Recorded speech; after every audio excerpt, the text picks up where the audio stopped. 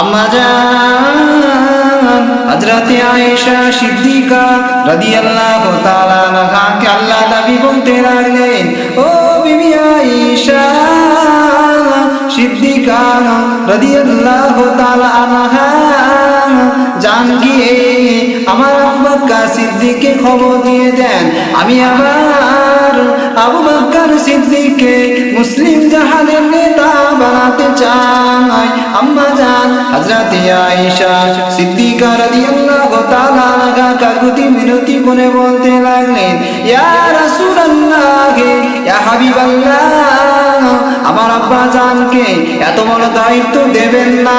আল্লাহ নবী বলতে লাগলেন, ও বিবি আয়েশা সিদ্দিকা জানকে খবর দিয়ে দেন, আমি আমার আবু বকর সিদ্দিককে নববী শরীফে মদিনার মসজিদে ইমামতির দায়িত্ব দিতে চাই।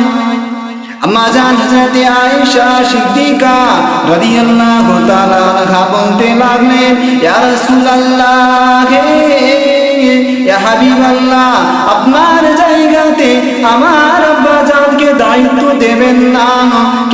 কেন না আমার আব্বা জান বড় কোমল হৃদয়ের মানুষ, বড় নরম দিলের মানুষ। অনেক সময় কোরআন তেলাওয়াত করতে করতে আমার আব্বা জান কেঁদে ফেলেন। আল্লাহ নবী বলতে লাগলেন, বিবি আয়েশা, আমি বড় কমজোরি হয়ে গিয়েছি, বড় মাজুর হয়ে গিয়েছি, উঠার মতো শক্তি নাই, দাঁড়াবার মতো শক্তি নাই।